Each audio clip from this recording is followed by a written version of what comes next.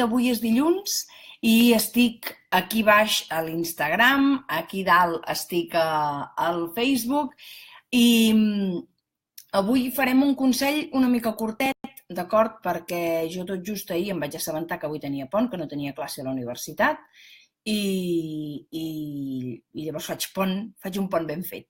Vale? Llavors, a més, el consell de dilluns d'avui, que normalment sabeu que ho treballo en temes o els intento fer en temes de sexualitat, parella i maternitat i paternitat, que són els temes que jo domino, però de tant en tant em faig un més com de psicologia general perquè és la base de tot plegat.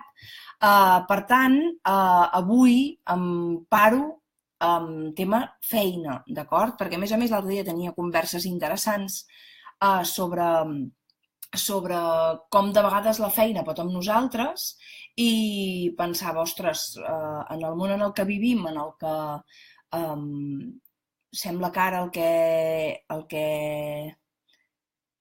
que mola, anava a dir, el que està més valorat és que algú pugui treballar més hores que un rellotge de sol a sol i si algú fa alguna jornada una mica més petita, doncs en lloc de valorar-li l'esforç que està fent per tenir vida, doncs és com, oh, clar, tu, que no treballes tantes hores, doncs pensava, doncs aprofita i de tant en tant treu aquest tema de la feina que ja ho vaig fent de tant en tant i crec que és positiu que en parlem. Val? Llavors, clar, què em trobo moltes vegades? No consulta, em trobo que dia rere dia hi ha persones que venen a resoldre moltes dificultats que es poden trobar amb la seva vida personal i llavors quan hem de buscar temps per dedicar-nos a resoldre aquests problemes, el temps moltes vegades no existeix. Per què? Perquè la feina ens pot, perquè hem de treballar, perquè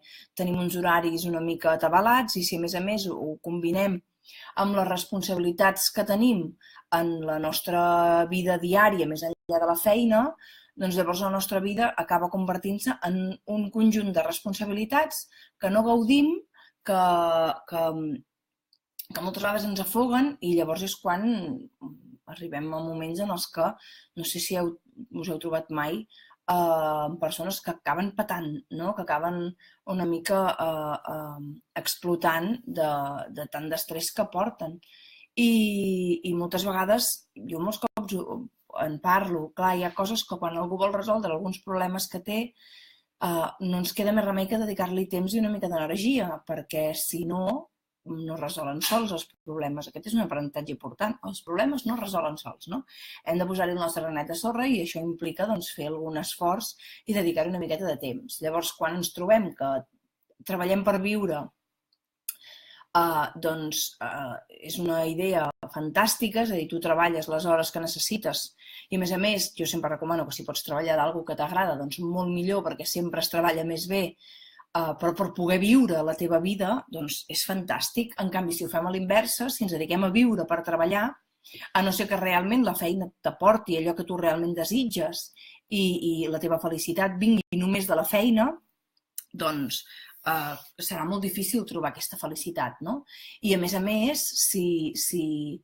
si l'única felicitat t'arriba d'un únic pilar de la feina, doncs llavors el dia que la feina vagi malament, ostres, potser quedaràs una mica inestable, no? Per tant, sí que una de les coses que jo sempre recomano és organitzar-se. I a més ho tenim complicat avui en dia, perquè si us hi fixeu, les persones que estan assalariades, les persones que treballen per alguna empresa, ho tenen difícil perquè, clar, cada vegada se'ns exigeix més, no? I se'ns exigeixen uns horaris de vegades que no són gaire compatibles amb la vida, val? I si llavors, a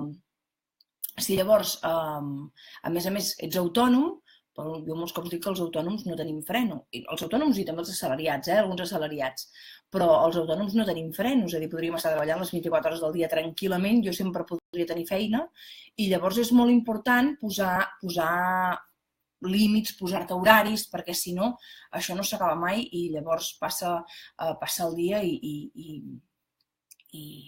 realment el que has fet ha estat només treballar, no?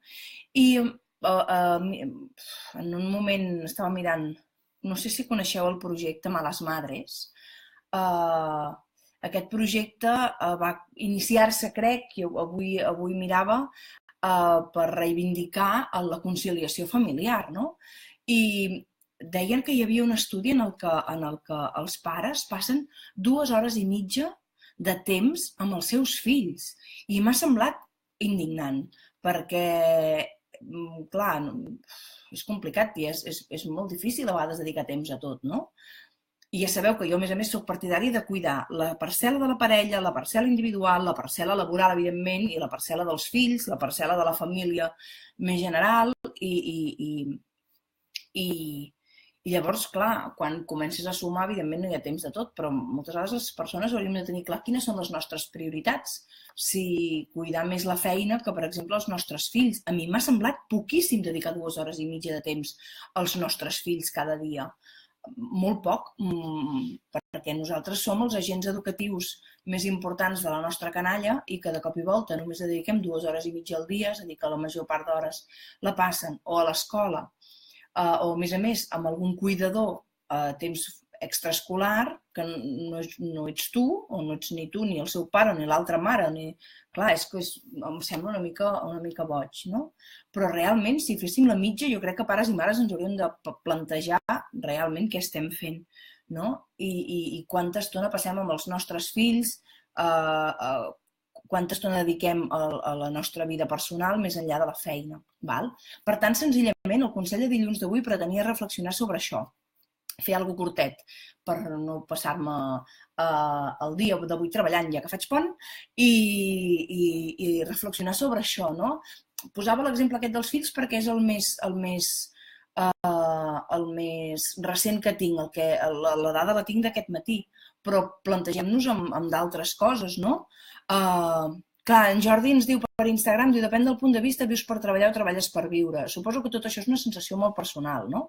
Però sí que potser ens hem de plantejar a veure quantes hores al dia dediquem a fer allò que ens agrada o allò que realment ens pot aportar i no ens fan així, perquè a més avui en dia anem molt apretats amb la feina. Per tant, la idea aquesta del consell de dilluns d'avui era reflexionem, perquè si tu tens la sensació de que vius per treballar, doncs potser t'has de plantejar, sobretot a la gent les persones que tenim la sort de treballar del que ens agrada, a vegades marcar el límit és com molt difícil, no? Perquè, clar, quan et proposen coses i a tu t'agrada tot i, ostres, no, a mi em passa això. Però sí que és cert que hi ha moments en els que tu t'has de parar i veure si estàs portant un bon equilibri amb la teva vida i valorar si realment la feina per tu és algo que t'aporta en positiu o que t'escanya i que no et deixa viure la resta de coses que també tenim per viure a la vida, d'acord? Per tant, sabeu que qualsevol comentari com el que ens feia en Jordi sempre és benvingut. Avui us els demanaré que me'ls deixeu per aquí offline perquè ara ho faré en castellà i després me'n vaig a seguir amb el meu pont.